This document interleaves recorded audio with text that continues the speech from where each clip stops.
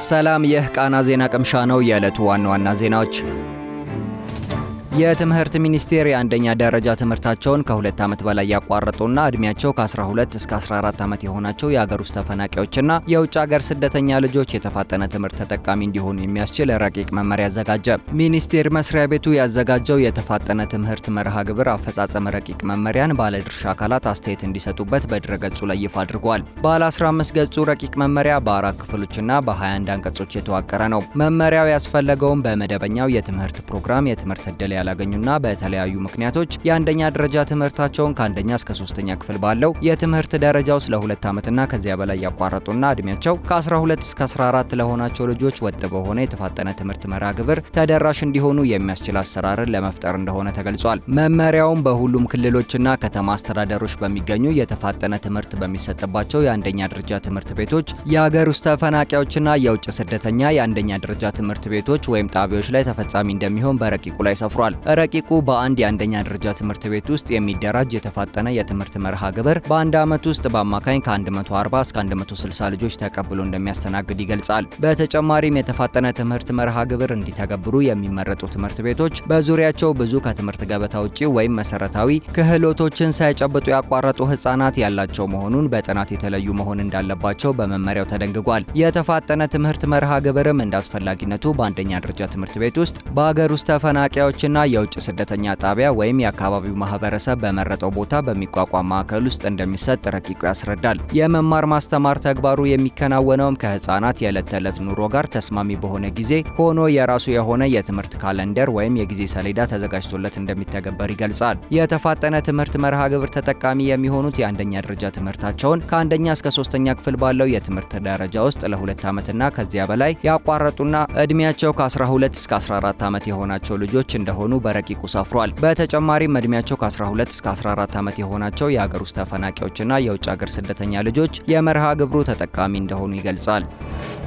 በሱዳን ኮርዶፋን ግዛት በተፈጸመ የሰው አልባ አውሮፕላን ጥቃት የባንግላዴሽ ዜግነት ያላቸው 6 የተባበሩት መንግስታት ድርጅት ሰላም አስከባሪዎች መገደላቸው ተገለጸ።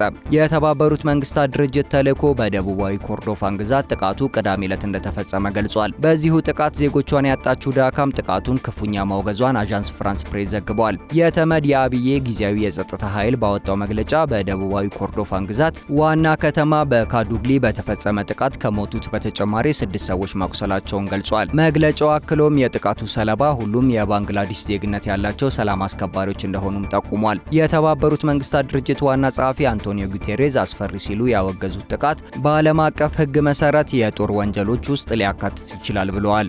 አክለውም በሰላም አስከባሪ ኃይሎች ላይ የተፈጸመው ጥቃት ምክንያት የለሽ ነው፣ ተጠያቂነት ሊኖር ይገባል ሲሉም ገልጸዋል። የባንግላዴሽ ጊዜያዊ መሪ ሙሐመድ የኑስ በበኩላቸው በጥቃቱ በጣም ማዘናቸውን ገልጸው በጥቃቱ 6 ሰላም አስከባሪዎች መሞታቸውንና ሌሎች 8 ሰላም አስከባሪዎች ደግሞ መቁሰላቸውን አስታውቀዋል። እንዲሁም ተመድ ለሀገራቸው ሰላም አስከባሪዎች በማንኛውም አስፈላጊ የአደጋ ጊዜ ድጋፍ መደረጉን እንዲያረጋግጥም ጠይቀዋል። ዜናው እስከተጠናቀረበት ሰዓት ድረስ ያለው መረጃ ይህ ነው።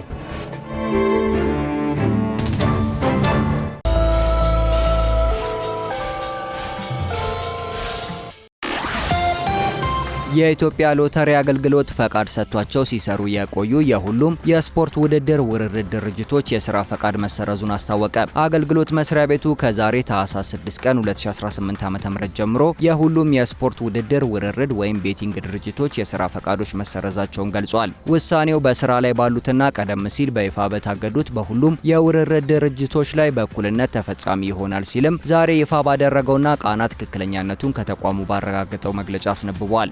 የፈቃድ ስረዛ ውሳኔው የተወሰደው በውርርድና በፋይናንስ ዘርፉ ላይ በተካሄደ አገር አቀፍ ጥልቅ ግምገማ ላይ በመመስረት መሆኑንም ጠቁሟል። አገልግሎት መስሪያ ቤቱ በመግለጫው ከዚሁ ጋር በተያያዘ በሂደት ላይ ያለው ምርመራ በዘርፉ ውስጥ የተንሰራፋ ህገወጥ አሰራር፣ የፈቃድ ውል ጥሰትና ለብሔራዊ ደህንነት ስጋት የሚሆኑ ህገወጥ የገንዘብ ዝውውሮች እንዳሉ አመላካች ነው ብሏል። በመሆኑም ድርጅቶቹ ከዛሬ ጀምሮ በአካል በዲጂታል ወይም በሌላ መንገድ የሚካሄድ ማንኛውንም የውርርድ ስራ ወዲያውኑ ማቋረጥና ሁሉም የገንዘብ ማስገቢያ መንገዶች አገልግሎት መስጠት ማቆም እንዳለባቸው አስጠንቅቋል።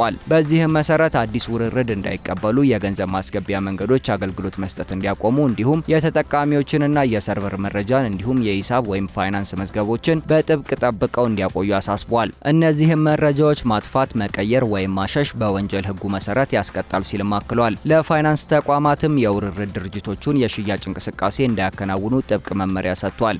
የኢትዮጵያ ሎተሪ አገልግሎት እንደ ተቆጣጣሪና አስፈጻሚ አካል በሕግ በተሰጠው ስልጣን መሰረት ይህን ውሳኔ ከሁሉም መንግስት ተቋማት ጋር በመተባበር በጥብቅ እንደሚከታተልም ጠቁሟል። በውሳኔው መሰረት የተላለፈውን መመሪያ የሚጥስ ማንኛውም አካል በሕግ ተጠያቂ እንደሚሆንም አገልግሎት መስሪያ ቤቱ አስታውቋል።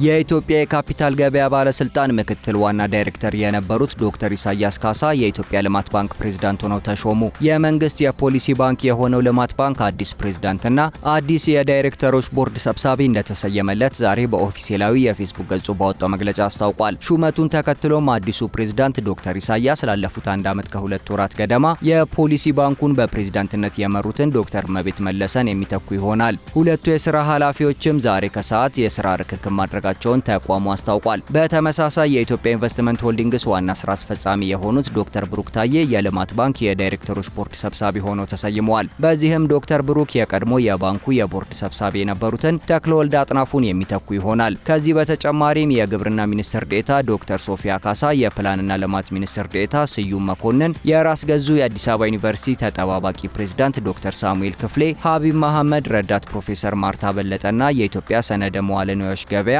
ዋና ስራ አስፈጻሚ ዶክተር ጥላሁን እስማኤል ባንኩን በቦርድ አባልነት እንዲያገለግሉ ተሰይመዋል።